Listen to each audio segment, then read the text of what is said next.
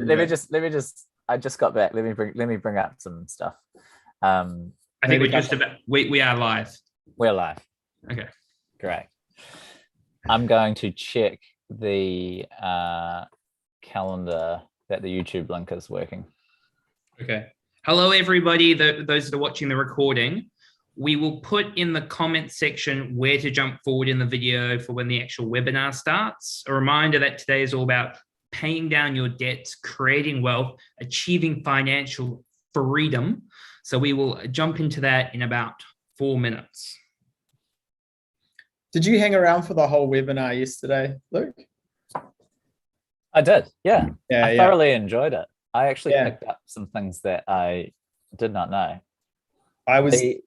It's weird. It's this weird like balancing act because it's not like an advertisement, but like I was trying to be like, I don't usually just go this hard on seeing a broker, but I was like, honestly, like at this point in time, I have to. And I was trying not to be like broker. I was trying to be like, just be aware that you might just get declined.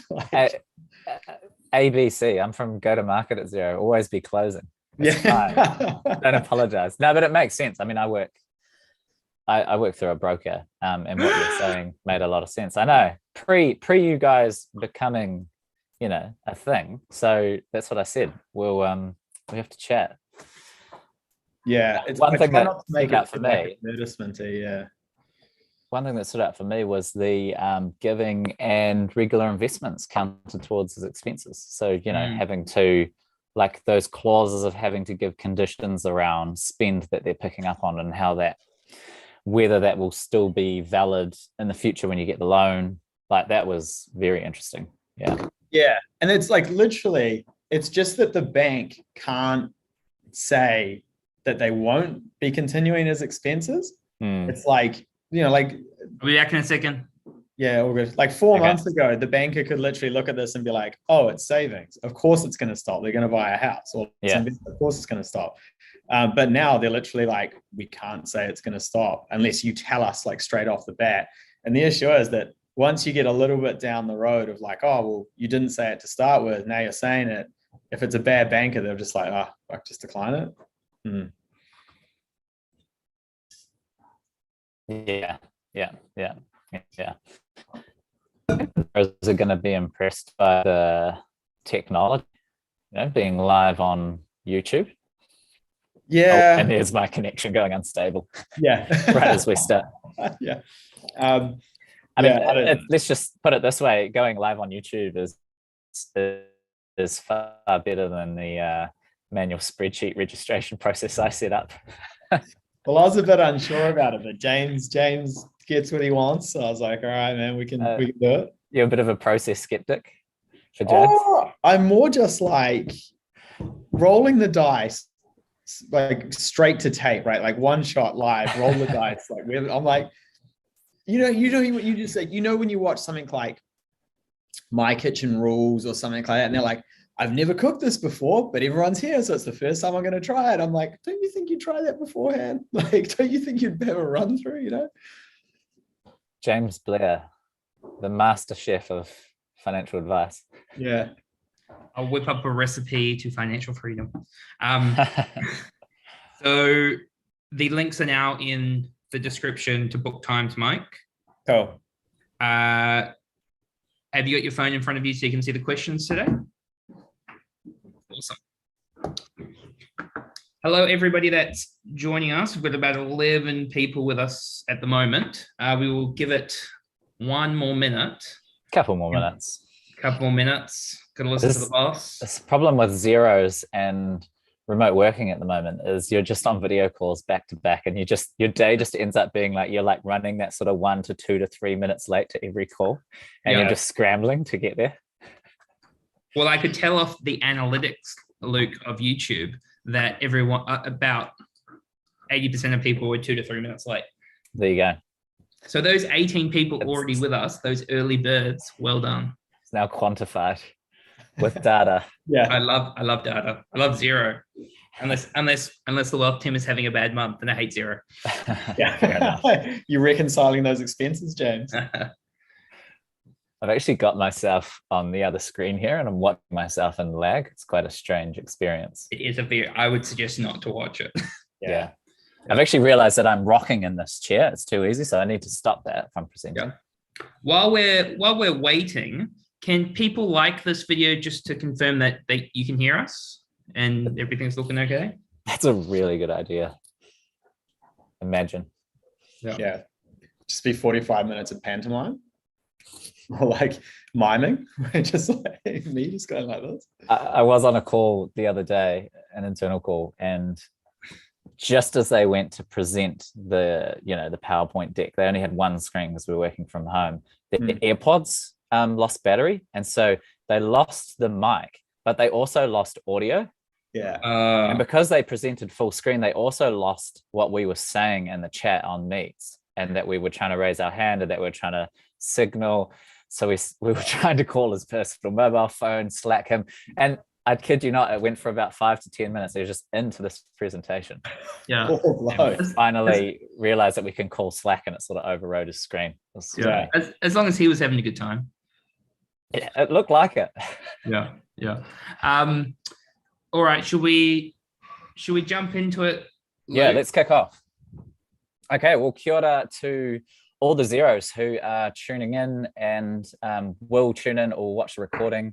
Happy Hump Day, where this is the second part of a 3-part webinar series that's in partnership with Lighthouse Financial. So we've had really great demand from Xeros, which is a really good sign, that people are motivated to get some goals in place, or a sign that we're all just freaking out and need to sort out our money matters in the new year. But the purpose of these is really just to help you make more informed decisions about your financial future.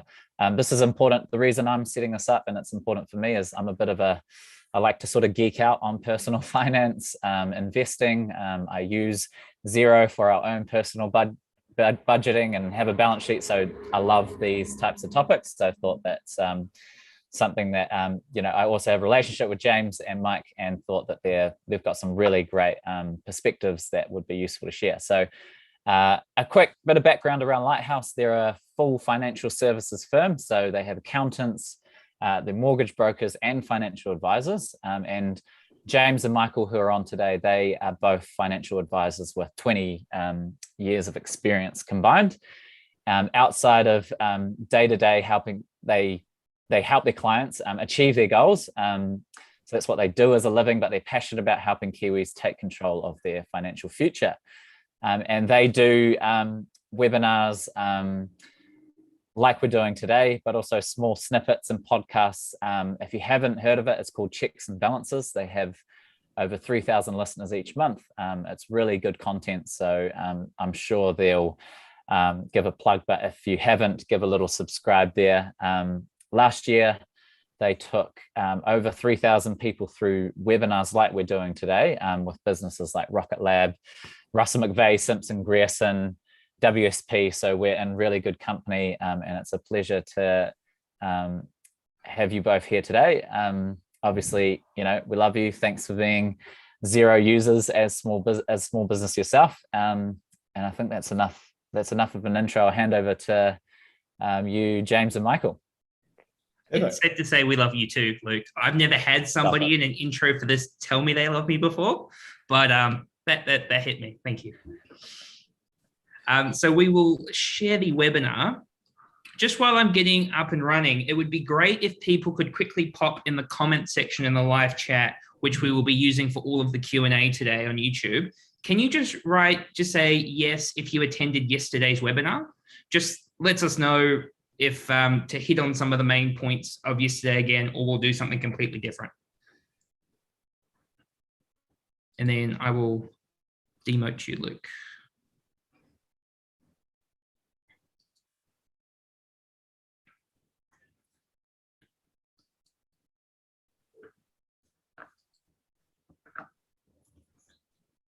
Okay, Mike, can you see anybody saying they attended yesterday?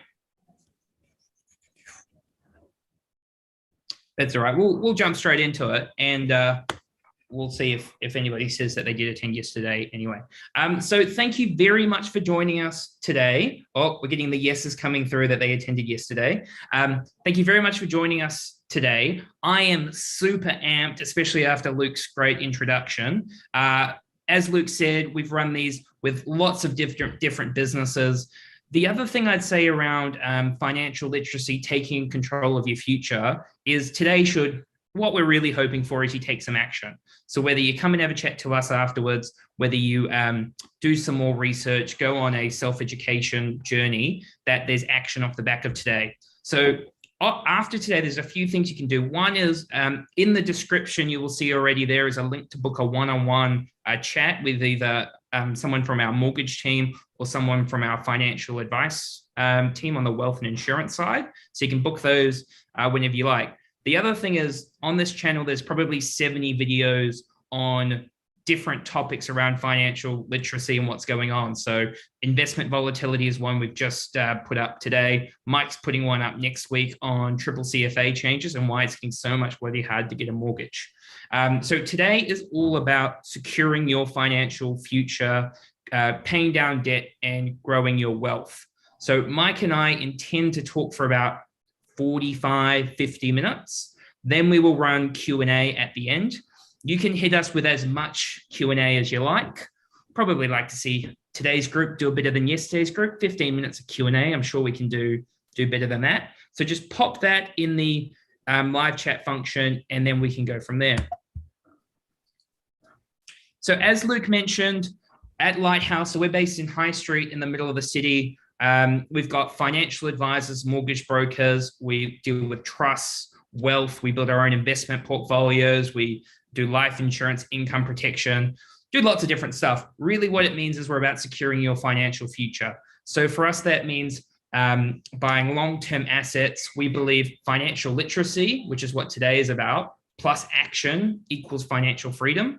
And we think compounding returns are the greatest force in the financial universe. Cool. So much like yesterday, every financial advisor comes with a disclaimer. Look, guys, again, this is not personalized advice. We're just talking in general terms. If you do want to discuss your personal situation with us, we're happy to book time to sit down and do that and give you the personal advice you need. Like yesterday, if the questions start getting really specific around, oh, hey, look, I'm X years old with X income, what should I do with this? We're probably going to get to a point where we have to just say, book a time with us. We don't like sitting on the fence. We don't like doing that. We try and answer everything, but there may get to that point where you just have to, we have to get a little bit more information before we can answer the question. Yeah. And just on that point, somebody's asked, is there a cost to the one-on-one sessions? There is no cost for like the initial one-to-one chat.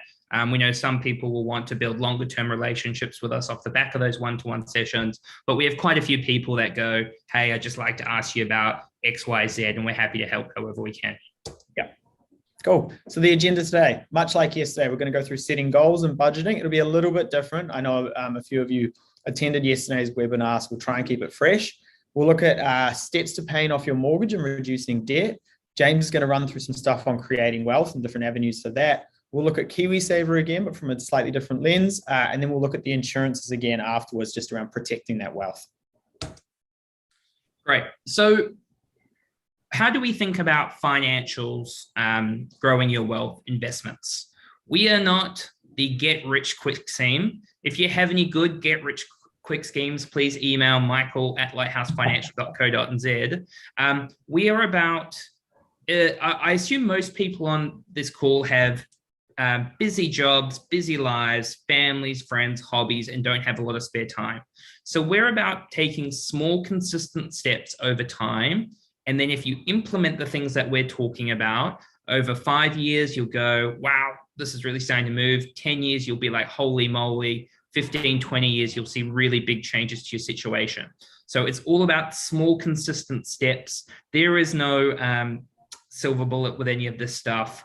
And I don't think anything will knock your socks off today. It's about taking that action and making the right decisions for you. Cool. So our headline stat, 46%. Now, what is that? That is the number of Kiwis who are unsure about their financial future or making a large financial decision. That is one of the main reasons that we run these webinars, is to help people improve their financial literacy. 80%. What is that? Now, that is the percentage of your income that you are going to need moving into retirement. Quite often when James and I are talking to people, they'll say, oh, look, I'll downsize this and I'll stop spending this and I won't go on holiday here. Yeah, you could do that, but generally you're going to need at least 80% of that income to maintain the lifestyle you're accustomed to. 3 years. Now, doesn't seem like a massive stat, but I'll come into this a little bit later in some more detail. 3 years is the amount of time you will save on your mortgage on average if you pay $100 a week extra. Again, I know it doesn't seem like much, but we'll look at that in a bit more detail soon. Spoilers. And then 20%. This is the number of Kiwis who have income protection insurance. Now, income protection insurance is one of the things that's often overlooked, but as we talked about in yesterday's webinar, your ability to earn can be a huge asset, or your primary asset to you. You are your biggest asset. Your health is your biggest asset. Great. Very nice, Mike. Getting us warmed up with a few stats. So let's talk about setting goals. So we touched on this yesterday for those that attended. Setting goals, in my opinion, most people think about money the wrong way. A lot of people go, I want X number of properties. I want so many $1 million in the bank. I want to do this. I want to do that.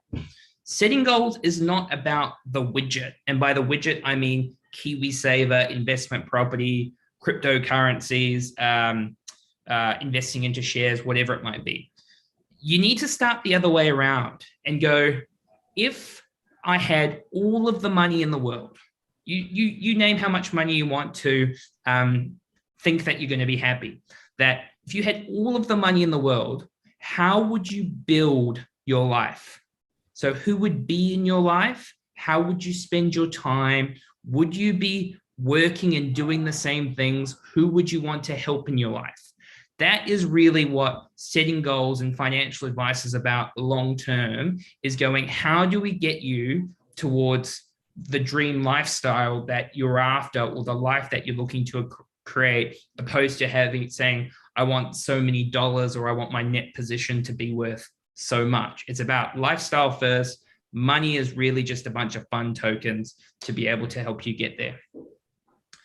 So how do you set those kind of goals? Well, here's a list of pretty common goals that I run into on a day-to-day basis. I've got on the wealth side, when we're building financial plans, clients who have their first job and they want to kind of take slow, consistent steps over time. I've got people in the middle of their career with a lot going on, and people in retirement. When you're setting goals, there's 3 parts to it.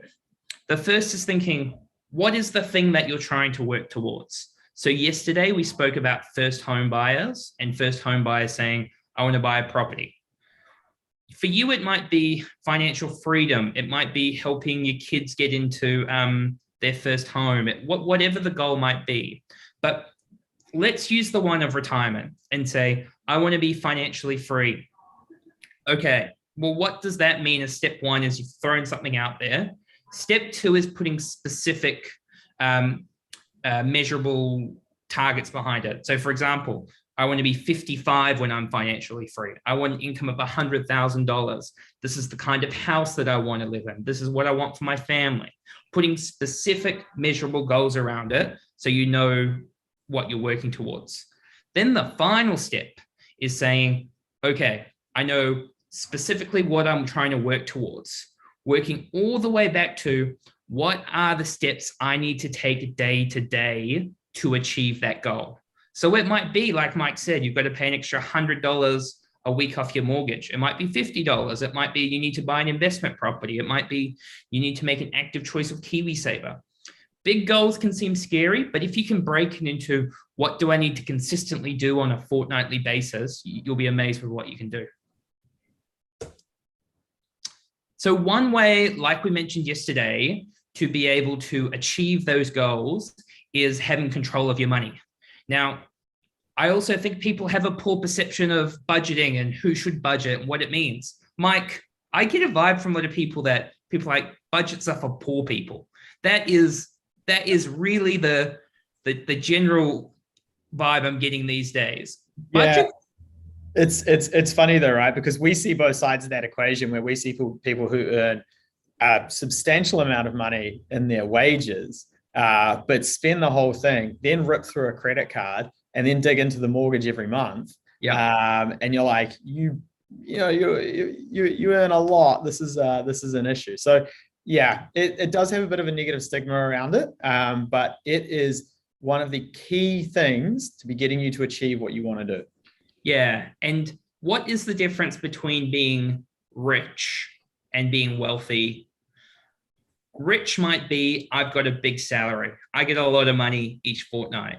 Wealth is the difference between your salary less your expenses, the amount left over. That is what creates wealth over time. I know very wealthy people who wash cars and very poor from a wealth perspective CEOs. So budgets are about not missing out, but prioritizing what's important to you and making decisions. Now, luckily for all you Xeros out there, which I'm loving the name Xeros, all you Xeros out there, you've got some great software behind you where you can track this stuff quite easily. For those that are kind of starting from scratch, there's a million different ways you can budget. Here are sort of the 4 different automatic payments we encourage our clients to set up on a fortnightly basis once they've got their budget, to make it easy, automated, sustainable, and simple. You should be able to manage your money in 5 minutes a week if you set up your structure the right way. So working through what your fixed bills are, how much money you have for fun, how much money you're saving towards your future. That's the only jar which is going to get you towards your goals.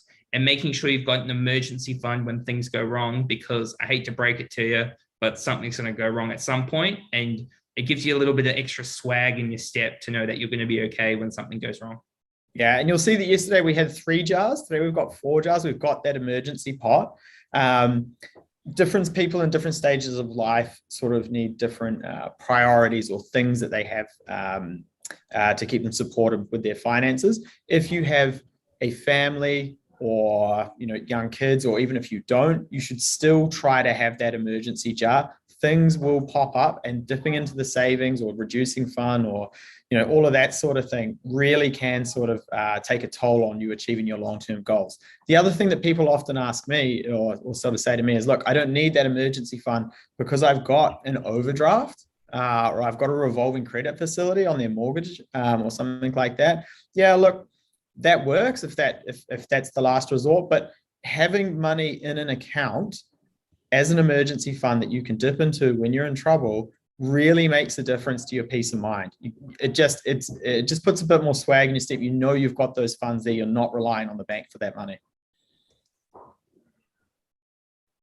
Cool. So debt-free on your own home. Now, this might seem very counterintuitive as a mortgage broker, but also as a financial advisor. We just want to talk about what you can do to take some small steps to sort of pay off your loan a little bit earlier. Now, look, let's say that I've got an $800,000 mortgage. I'm paying a 4% interest rate on that. I'm paying $2,000 a fortnight on it. If I take $100 a week out of my spend and put it on the mortgage, what does that actually mean? Now, I sort of touched on this at the top during the stats, but really what it means is you're going to pay that loan off 3 years earlier. Now, again, 3 years doesn't seem like a huge amount, but what can we do with that 3 years? Now, this is what we call the sprint, which is the time that you've paid off your mortgage, but you're still working. So let's say I take that $2,200 a fortnight over a 3-year period, and I put it in a savings account at 4 years. So this is a pretty conservative strategy. This is pretty basic. Look, in year 1, you're going to have about $60,000 in that account. In year 2, you're going to have about $121,000 in that account. In year 3, you will have $180,000 and $85,000 in that account. Now, you're probably still looking at me going, yeah, Mike, I'm just saving money. I know how savings work. If you stop contributing at the end of that 3-year period, but leave it for another 10 years, you will have $264,000 in that account. Now, remember, this is at a 4% return. So still fairly conservative when we're looking at things to do in the market. So I hope that just shows you, sort of a picture of just doing these small incremental steps, $100 a week, can actually make a huge difference over time and when you're moving into retirement. Now, with these examples, again, you might be looking at me going, Mike, I don't have $100 a week spare. Now, that's fine. Let's say you can't do that right now. Okay. So $200 a fortnight, what does that look like over time? Let's say I earn $80,000 and I get a 3% pay rise every year. Again, you still might be looking at me going, Mike, who gets a 3% pay rise every year? That's an average. Some years you'll get a promotion, some years you'll get less. Mike, just on that as well, Luke's guaranteed me that everyone can have 3% pay rise. So let's say you get that 3% pay rise on average. Let's say you take half and you spend it on you now. Let's say you take the other half and you put it towards future you and you put it on the mortgage. Over a 15-year period, that's going to average out at $350 a fortnight. So I hope that just sort of shows you that, yep, these are just numbers to show you an example. But actually, you can relay that back to your circumstance and just, again, these small incremental steps. If you can't do 100, do 50. If you can't do 50, do 25, because they add up over time. Compounding returns are the greatest force in the financial universe. They are. Cool.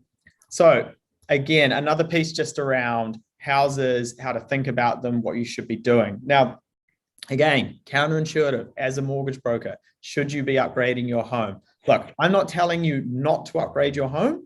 There are definitely instances where you need to upgrade your home. You might have new kids on the way. You might, parents might be coming back to live with you. You can take care of them. Hell, you might just want to live in a nicer area, closer to work, something like that.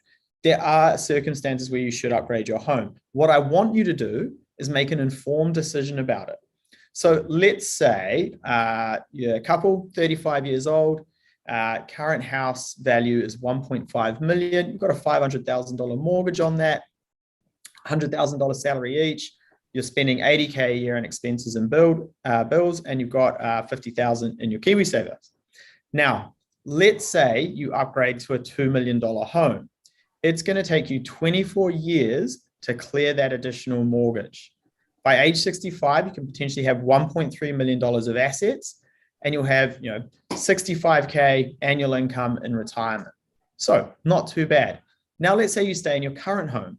You can pay off your mortgage in 10 years, 2.4 million of assets by 65. And that passive income, or that income that you're generating through to retirement, is $100,000 per annum. Now, again, I'm not telling you never to upgrade your home or to stay in your one home forever. What I'm saying is just make an informed decision about the impact of that to you over the long term. There are other strategies you can put in place to try and pay things down faster and all of these sorts of things, but it is important to think about things over the long term. Okay, we're 23 minutes in and have already run through quite a bit of material. So I'm just looking at that live chat, and just a reminder, if you've got questions about setting goals, budgeting, repaying more off your mortgage, or that example where you're upgrading your home or not, make sure to pop those in the Q&A function so we can leave them to the end and tackle them. Now, paying down debt, setting goals, and talking about the budget is all fine and dandy, but we're all really here to create some wealth, create some intergenerational wealth, if you will. So we like to talk in scenarios as much as we can. And the reason why is you might be able to relate it to your situation. Now, obviously, everybody's, some people are single, some people are in troubles, some people have higher income, some people have lower income, some people are renting. What I'd like you to take from these scenarios is that by doing some small, consistent things between these two couples, there is quite a bit to do. So we've got two couples here. Some people are surprised that it's not James and Mike and Hannah and Christina, but this is Hannah's my brand new wife, and Christina is Mike's fiance. So real names, hopefully slightly different, real examples. So we're both 35 years old. We earn the exact same amount of income between the couple, so $260,000 each. We've got a $1.5 million house. We've got 7 figures worth of debt that we're carrying, a bit of money in our KiwiSaver. Mike, we're going to have to update those mortgage interest rates. And we've got a contribution level to our KiwiSaver of 3%. Now, this is called doing a little versus doing a bit. So myself and Hannah, we're doing what we call the bare minimum. So we are making the minimum mortgage repayments on our home. So we're paying down $50,000 of principal a year. We have no investment properties. We are just with our default KiwiSaver provider with our bank. We haven't really looked at who our money is with, and we don't have any other investments except our house because we're too busy. We don't have time to think about our financial future. Mike and Christina, though, they're doers. They're thinking about things. So Mike and Christina have gone and worked through their budget, and they're like, actually, we're going to prioritize our money. We're going to put it into our mason jars, and we've decided that we're going to contribute more than the minimum towards our mortgage. So Mike and Christina are contributing an extra $15,000 a year towards their mortgage repayments. They've looked at the value of their house and they go, well, actually, we've got a bit of equity in our home. So we're going to look to buy an investment property, and we're going to look to hold it for the long term with the hopes that the value of the house goes up over time. They've also looked around and found the best KiwiSaver provider in the market for them and made an active choice of their KiwiSaver fund. And they're also regularly contributing to the share market outside of just property because they want to make sure that they're not just investing in property. Over 10 years, the value of both of our houses are the same because they were the same to start with. Hannah and I have $800,000 mortgage, while Mike and Christina have $250,000 less in their mortgage at $555,000. They've held their investment property. It's gone up on average by 5% per annum over the 10 years. So they've got $500,000 of equity in their investment property. They've got a little bit more in their KiwiSaver, but over time, that'll continue to pay off. And they've got quite a lot of money in their index fund from regularly contributing. So over a 10-year period, by Mike and Christina doing really not that much at all, they're $1.1 million better off over a 10-year period. And this is how it's broken down into. That extra $15,000 a year on their mortgage or $300 a week is really getting chunked away on the mortgage. Now, they're not even doing that in just $300 a week straight away. They're doing the strategy of slowly increasing as they get pay rises. Their KiwiSavers are looking great. They've got diversification with their index funds, and they're not just your typical Kiwi who only invests in property. They've got a diversified portfolio. They're spreading their eggs over lots of different baskets. And then their investment property has really gone up in value over a 10-year period. Now, some people said to Mike and Christina, guys, they're at a barbecue and Uncle Bob's gone, listen, house prices have gone up so much. Stay away from investment property. It's too hard to be a landlord. It's a silly asset. But Mike and Christina are smart. They've gone, well, it actually doesn't really matter what's happening in the property market at the moment. I'm going to buy and hold over a 10-year period, and I know what the averages historically will be despite the fluctuations at points in time. Yeah. And if I can just jump in there on a couple of the other points. Look, having less mortgage is always a good thing. The KiwiSaver, you're probably looking at going, yeah, it's 25 different, but 25K difference. But remember what we keep talking about is that compounding interest over time really adds up. The index fund, diversification away from property is key. Property is, a really popular and a great asset class to hold, but you want to have some diversification for, not just reasons of investments, but what are you actually going to do with that asset? You can't sell half a house to go on holiday and retirement or sell a bedroom to go on holiday and retirement. Leading into retirement, you're going to want some more liquid assets, and an index fund is a really good option for that because you can draw down funds as you need it. So as we can see, like Mike and Christina are doing a few things, but they're not lighting the world on fire. For those that are really focused on doing a lot for their future, we probably do more with clients, but they're only doing 5 things. They're focused on their budget, which is the foundations and the base of a good financial plan. You need money. Money's not complicated. You can't just make it up if you're going to spend all of your income. You need to have some disposable income to invest. They're using the lazy equity in their home. They've made a choice around their KiwiSaver. They're increasing their mortgage repayments annually, and they're contributing to an index fund. Obviously, that's not a small amount. $500 a week is a good chunk of money.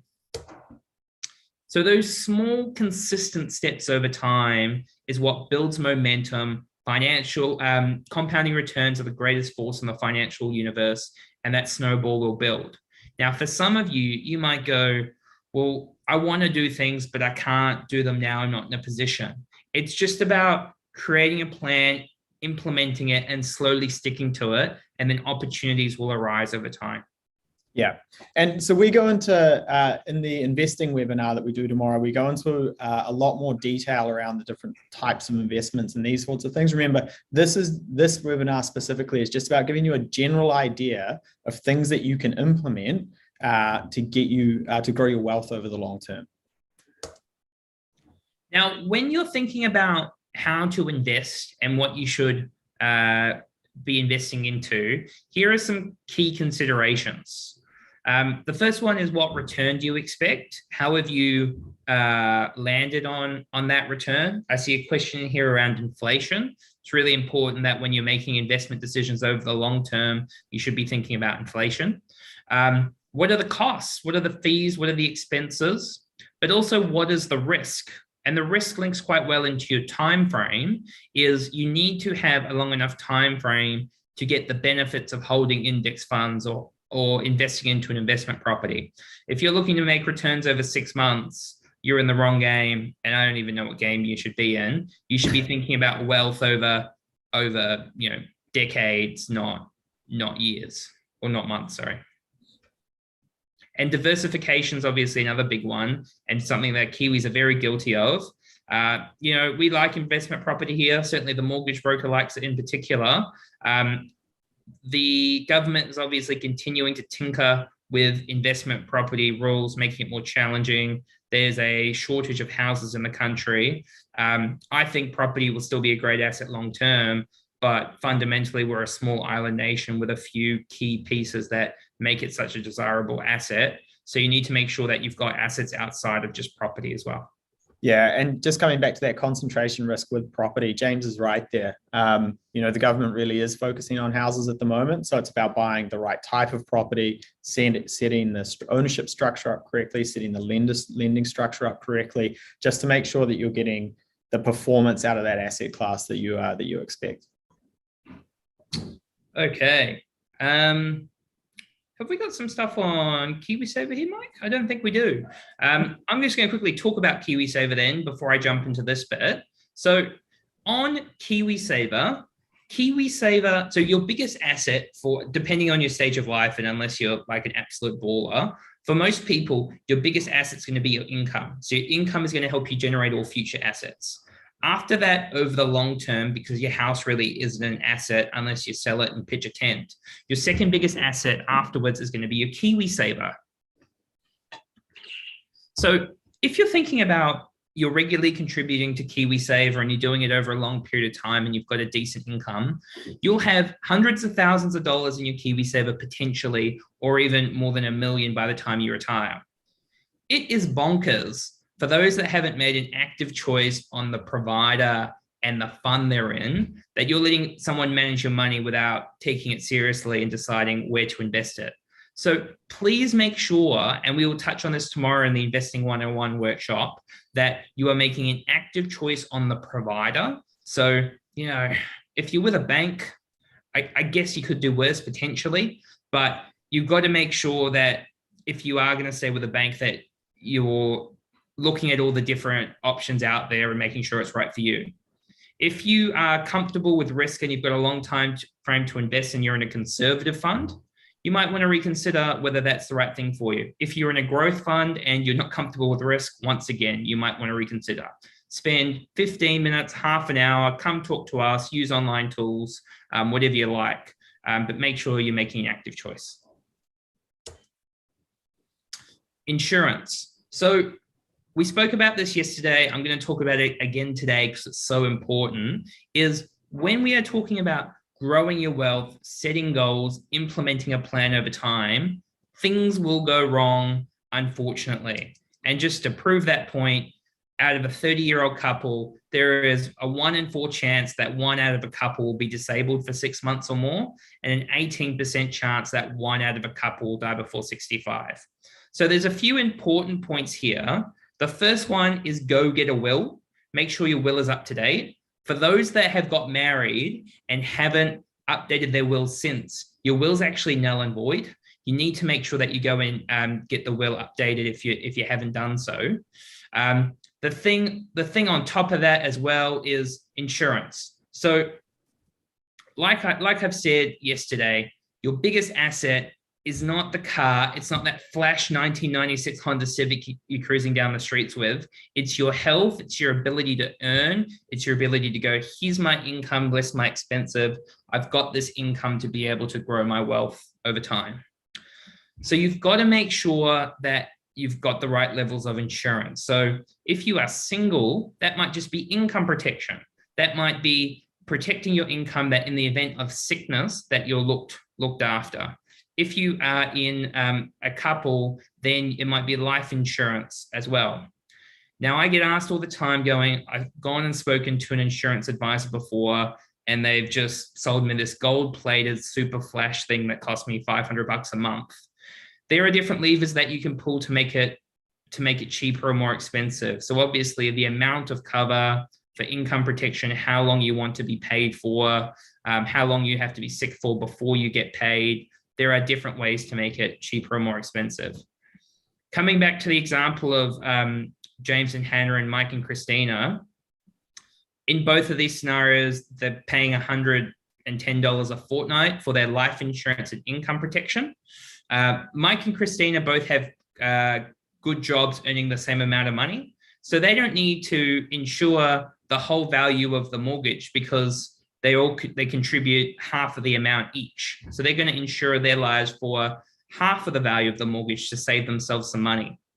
In the event of James and Hannah, Hannah is the breadwinner. I'm the stay-at-home pug dad looking after Harry. So Hannah needs $2 million of life insurance because she needs to clear the mortgage, but also keep me in the lifestyle that I am accustomed to. So there's just a couple of examples of how you could potentially cut up your insurances. Having some cover is better than none. And if you think it's a waste of money, I just hope nothing bad happens to you. Cool. So some key points from today. As always, have a plan. Set those goals early so you know what you're trying to achieve. If you say you want to retire by 60, think about what retirement actually means. Really put some thought into these goals.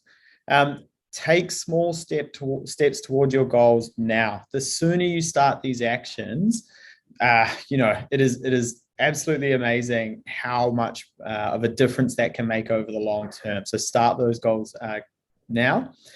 Small increases on your mortgage make a big difference. Again, if you can't do $100 a week, look at 50, look at 25, look at what you can afford, or make a plan about what you can afford over time to clearing that mortgage down as quick as possible. With interest rates rising, this is a really good time to think about it. Think about the structure of the loans and how you're paying them off. Think about the other small steps you can take to grow your wealth over time. So that is contributing to an index fund. A larger step might be buying an investment property or something like that. But just think about the other avenues you have to really grow that wealth. Protect your family and yourself. Get insurance. I said at the top of the webinar, 20% of people have income protection insurance, and your biggest asset is your ability to earn an income. And then lastly, look, wealth is like a snowball.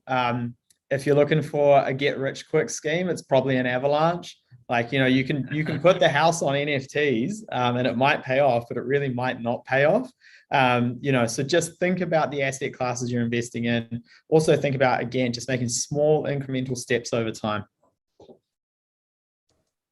The other thing I might just touch back on the goal setting is don't jump towards the I want to buy this, I want to have this much money. Think about what you want for your life. If you could have your dream life from today, and then work through what you need to do and how to build it to achieve that dream lifestyle.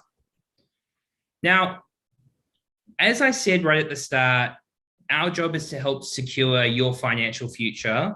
So one of the things I said what that means for us is financial literacy, which is kind of part of today, plus action equals financial freedom. If you need help taking action, there is a link to the mortgage team's calendar. So you can book a 30-minute chat to talk about your mortgage needs. If you want to have a chat to the wealth team about either building a financial plan, talking about investments, KiwiSaver, insurances, there'll also be a link in the description to book a one-on-one session. Coming back to that financial literacy, please keep your journey going. And a great way to do that is to subscribe to the channel you're on now, Checks and Balances, for our weekly podcast and also our Money Bites series, which breaks down money jargon topics. So that's where you've got about 70 different videos on there, and there's more going up each week where you can slowly learn about different topics to help apply it to your situation, although it's not personalized advice, and take action so you can achieve the goals that you're trying to work towards. And probably a good one, if we've used any jargon in this webinar and you're like, I don't know what that is, put a question in the comment section and we'll cover it in Money Bites. Yeah. That's a really good one. So Mike, we got a problem. Our problem is we're at the end of this webinar and we don't look like we have many questions. So, and there's also a slight delay with the YouTube feed as well. So if you have any questions, please pop them in. We'll hang around and see if any come through. The one that I can see, so we've asked answer the one around there's no cost for the one-to-ones. Are the figures in our numbers inflation adjusted? I am pretty sure they are, but I would need to double check. I will pop it in the comment section after this video to confirm either way if you want to come back and look. Yeah, I think probably a good one to touch on around inflation, like James talked about in your investments, is think about inflation when you are making the investments. What is the return? If you invest in something like bonds or, maybe not bonds, but maybe a term deposit, you're almost guaranteed that your money is going to go backwards, especially with inflation on the way up. So, just think about that as you're making those investments. Yep. And a lot of that will be covered in our Investing 101 webinar tomorrow, where we wrap up our 3-part series. But that's a really important one. There's a lot of people think, hey, I can make a 7% return investing into a share opposed to my mortgage interest rate at 4%. But if you take off 2% for inflation, that gets you to 5%. You take off tax off the back of it, that gets you to somewhere around 3% odd. So you're actually better clearing off your mortgage opposed to investing in that scenario. So making sure you're making informed decisions. The other one, Mike, maybe we'll touch on while we wait, is around opportunity cost. So some people might be, we spoke about financial literacy plus action equals financial freedom. There's a risk by doing nothing as well, right? There's a risk by thinking, oh, I'll just pay off my mortgage and that's what I will do. Yeah, absolutely. It's just about finding that balance. Yeah. Okay, so we've got some questions that have come through while we have stalled for time. Harms has asked, what does the session look like? Do we need to come prepared? I assume this is for the one-on-one sessions. So obviously, if you can send us through some information about your situation in terms of your age, your financial position, what you would like to talk about, it just saves us asking 10 minutes of quite basic questions. So if you can send through a bit of information beforehand, that's great. If not, we can tackle it on the call. I'll take a slightly different tact on that. You can come to mine without sending any, or the mortgage guys without sending any information through. It's just make sure you've got it prepared. So, we just ask things like, how much are you earning? What debt do you have? Things about your family and that sort of stuff. So just have an idea of that when you come to the session. Might be a little bit different for James, but you don't really need to prepare so much for us. Those mortgage guys are loosey-goosey. And then in terms of what to expect in one of those sessions, Mike, what would you like, without doing we don't like hard plugs. We're all about giving information, and if people want to work with us, it's fine. But what do the sessions cover? Yeah, cool. So for the mortgage session, really what people want to know, depending on your stage of life, is either how close am I to getting a mortgage, or how much can I borrow additionally, or can I restructure my mortgage so I can pay it down quicker or something like that, or is there a more effective way? Now, if you're looking for a mortgage, or you want to know if you can borrow more to buy an investment property or something like that, what we do is we run through some general numbers with you to just sort of say, hey, look, based on how much you earn, whether you have kids, your expenses, your income, here's what I think you can borrow. I will also run through sort of levers that we can pull and tips that I can sort of give you to be like, hey, if you did this, you could borrow more. Or what if we went to this bank, you could borrow more here. And we just sort of run through those things. And then I answer questions. To be honest, like if you're a first home buyer, I can walk you through the entire process of buying a house. If you have a specific property in mind, I can answer questions about that. I can value houses for you. Just it's more for me about giving you the numbers, answering questions, and then being like, cool, what do you want to do as next steps? Do you want to go through with this? Do you want to wait? Do you want to do that sort of thing? So that's what we sort of do. Yeah. Yeah. On our side, it depends whether people are looking for like some people might have some specific questions about their situation, or what do you think about this? Or what are some good tools to do something?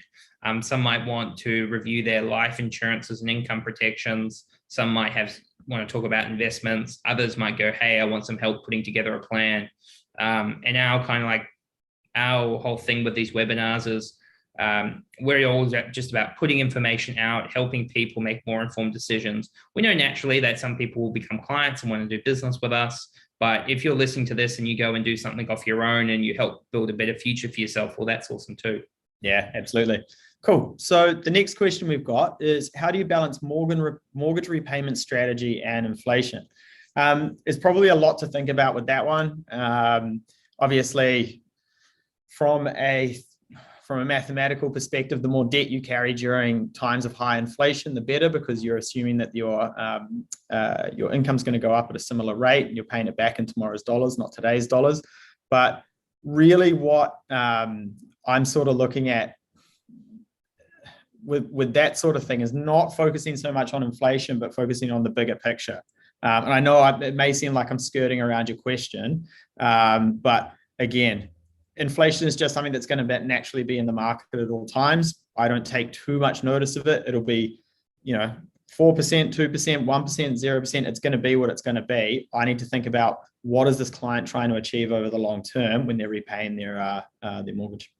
It is a fascinating concept when you think about it, that if you buy a house for X amount today and you have that mortgage over 20 years and your income slowly increasing over time, yes, your cost of living is going up, but that mortgage in hindsight over a long period of time seems so much more achievable to repay, right?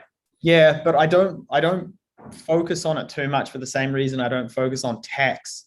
We clearly consider tax, but I don't focus a lot on tax or use tax to drive a decision. I'd rather the investment or the strategy drive the decision, as opposed to thinking about maybe an externality like tax or inflation. Cool. Next question. Keen to hear your thoughts, recommendations on equity or bonds from New Zealand. That's a very high-level question. I will answer it in a different way. So bonds are great assets to an extent if you, or as part of a portfolio, if you have a shorter time frame to invest or you're a more conservative investor.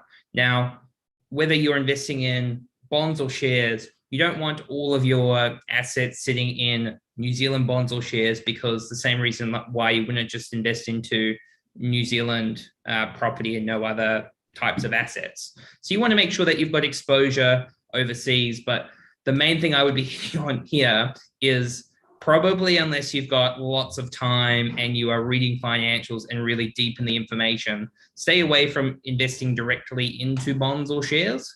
Use managed funds, use index funds. Make sure you're using a well-diversified solution, because people who end up picking random shares on Sharesies end up usually feeling like they're gambling, and it doesn't work out as expected. All right. The problem with it, so this is a good question. The problem with insurance is that the parameters change, mortgage income change over time, but insurers treat modifications as new policies with significantly increased premiums. Not necessarily. Great question. So unless you've got some sort of bizarre insurance policy, think about it from the insurer's perspective. If you turn around and decrease the amount of, I love decreasing insurances because it shows that you're moving towards financial freedom over time, right? You've got more money to invest, you can stand on your own feet. If you needed $1 million of life insurance and then you've slowly paid off your mortgage and you're reducing to say $800,000 of life insurance, that's less risk for the insurer. There will be no additional underwriting. If the insurance company, if you go to the insurance company and say, I want more life insurance, I want more income protection, they will only review you on the additional cover. So the additional $500,000 of life insurance or $10,000 of income protection. So your existing policy is still on the same terms as it was to start with. Really important to know that, like with insurances as well, is people get offended by insurance terms and exclusions and those kind of things. Most people have exclusions because the human body tends to break down over time.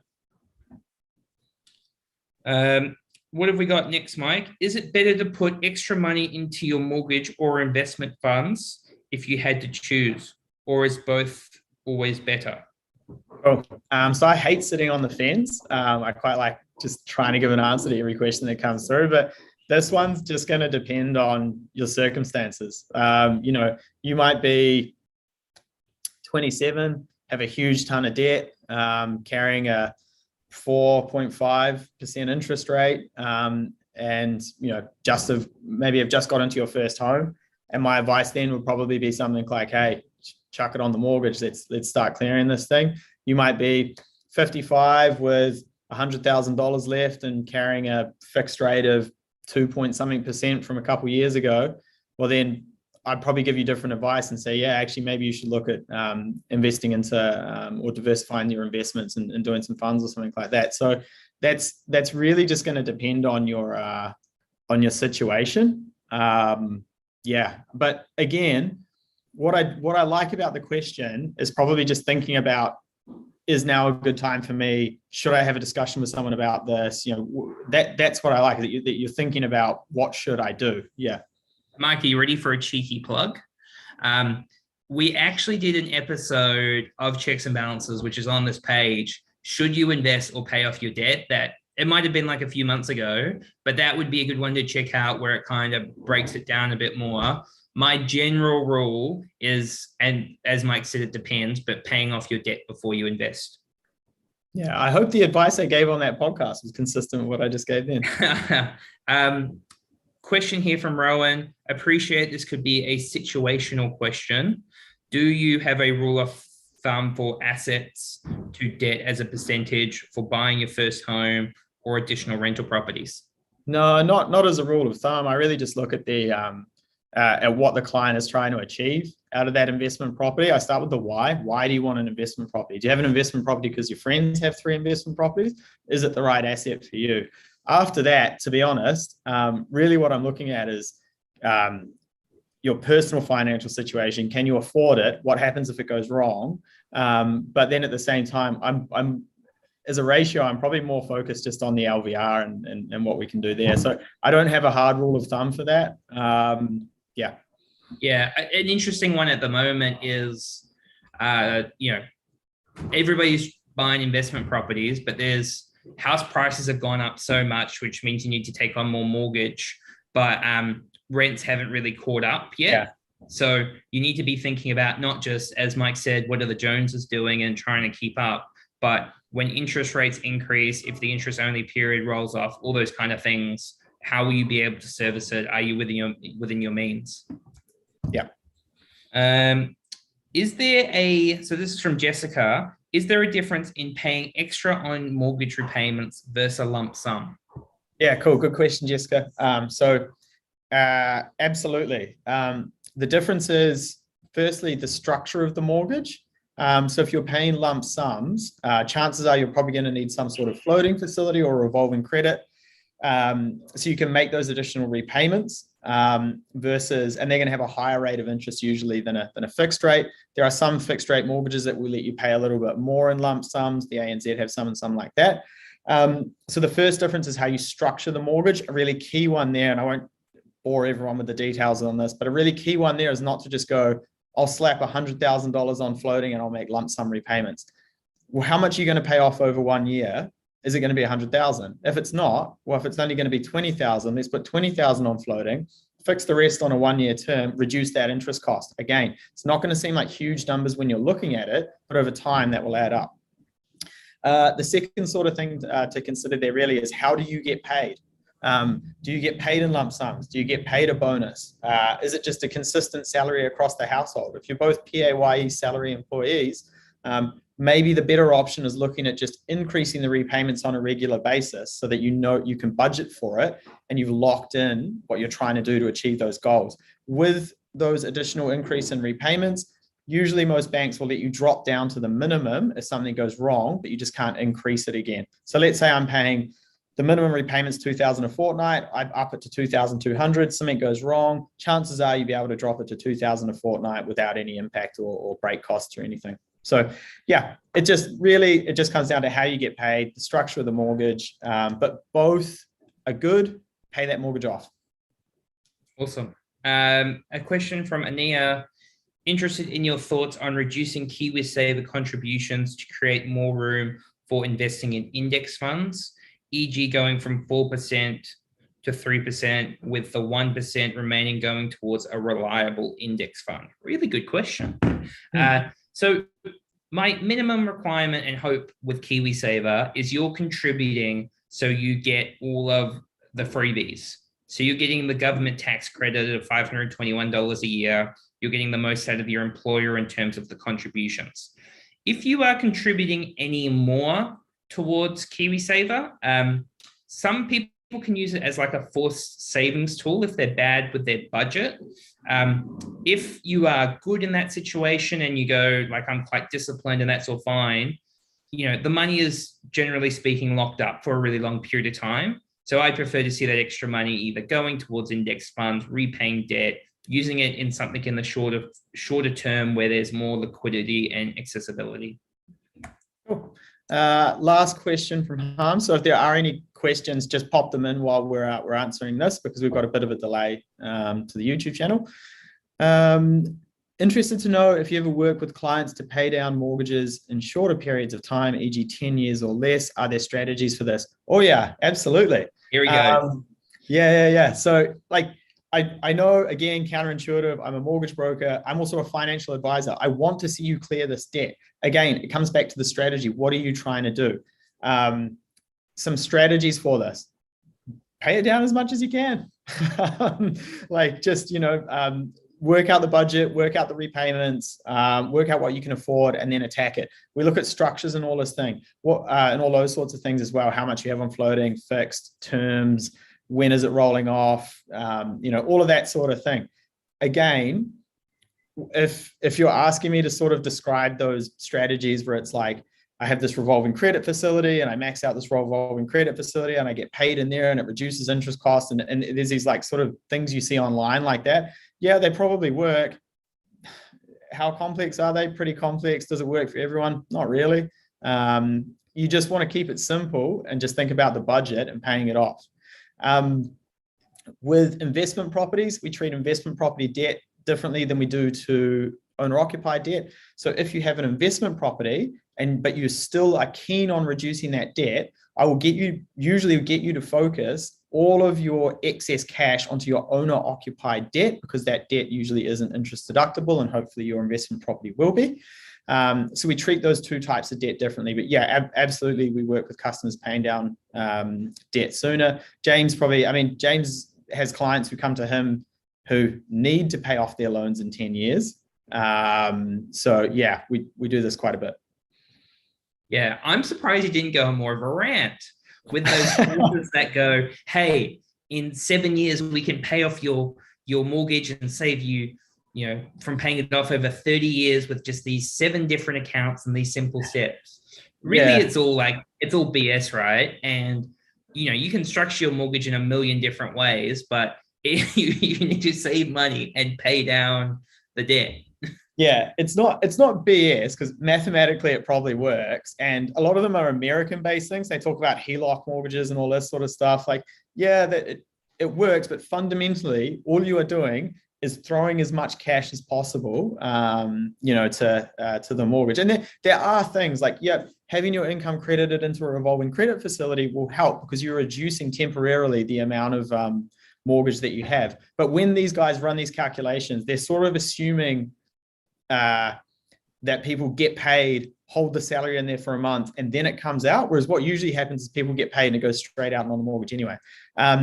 Fortnightly repayments or weekly repayments are going to mean that you charge less interest over time than monthly repayments, because interest is calculated daily and charged out monthly. So that's another little strategy. But again, it just comes down to, and I'm sorry, this is super boring and repetitive, setting the goals, working out the budget, and just, if that's what you want to do, pay it in 10 years, then let's do that and let's stick to it. Yeah. I had a client say to me yesterday going, James, we want to be like, I've set up a plan for them. Plan's going really well. But they said to me, James, we just want to feel like we're doing more stuff. And I'm like, growing your wealth should be boring. Yeah. It's like an emotional roller coaster. What the hell's going on? Throw it all in Bitcoin. Yeah. Cool. So we got another question. What is Michael's thoughts on reducing your home loan versus keeping it on interest only so you can save to purchase more? Within my lending rules, getting taught to borrow, so you want to save more liquid cash. It's sort of left pocket, right pocket, half a dozen in one, six in the other. If you put your residential mortgage on, or your owner occupied mortgage on interest only, and you're saving that cash to purchase more, your income and your expenses are going to dictate how much you can borrow.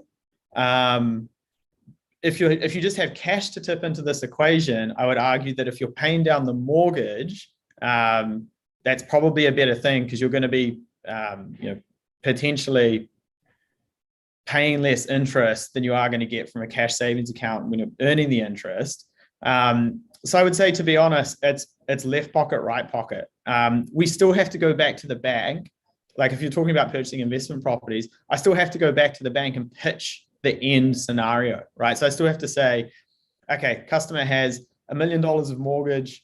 They have $200,000 of cash and they want to buy this investment property, for, I don't know, another $1 million. Or I turn around to the bank and go, they have $800,000 of mortgage and no cash, but they want to buy this investment property. It's really, all I'm doing is shuffling money from the left pocket to the right pocket. I would say that, keeping your owner occupied property on interest only, generally speaking, isn't a great idea. You want to be chopping down that debt, and then you can use the equity in that property to leverage up to get another investment property, or get an investment property. Awesome. Okay, Mikey, I reckon we're all done. Thank you everybody for joining us today. We'll send out an email later today with a link to a survey. Please fill it out. The feedback yesterday was awesome, really good to see. Look forward to talking to you one-on-one for some of you, and also make sure to subscribe